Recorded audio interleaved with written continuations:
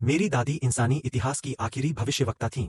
उन्हें भविष्य दिखाई देता था, लेकिन जिस दिन उन्हें एहसास हुआ कि उनकी मौत करीब है, उन्होंने मुझे अपने पास बुलाया और एक बहुत अजीब बात कही।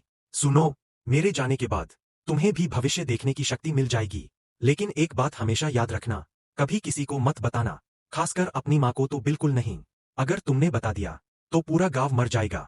पिछले जन्म में मुझे उनकी बात का मतलब समझ नहीं आया था। मुझे लगा वो बस माँ से अपनी दुश्मनी निकाल रही है।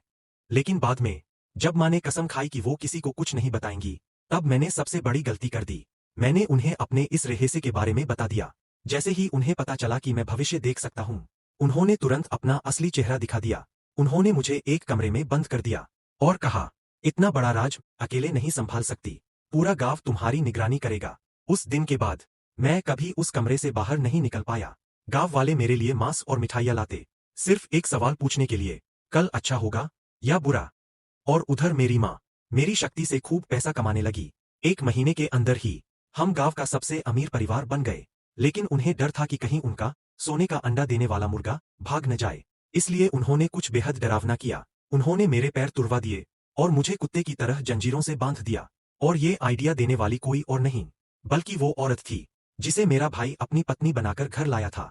उसी पल मुझे समझ आया कि दादी ने माँ को कभी सच बताने से क्यों मना किया था।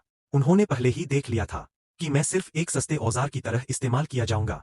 लेकिन इस पूरी त्रासदी की असली जड़ वो औरत थी जिसे मेरा भाई घर लाया था, क्योंकि मैंने अपनी शक्ति से देखा था कि एक दिन उसी की वजह से मेरी माँ, मैं और इस गांव का हर इंसान मर जाएगा।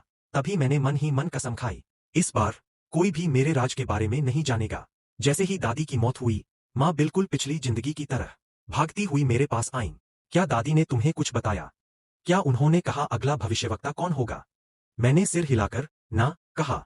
शायद अगली भविष्यवक्ता कोई ऐसी औरत होगी जो भविष्य में इस गांव में शादी करके आएगी।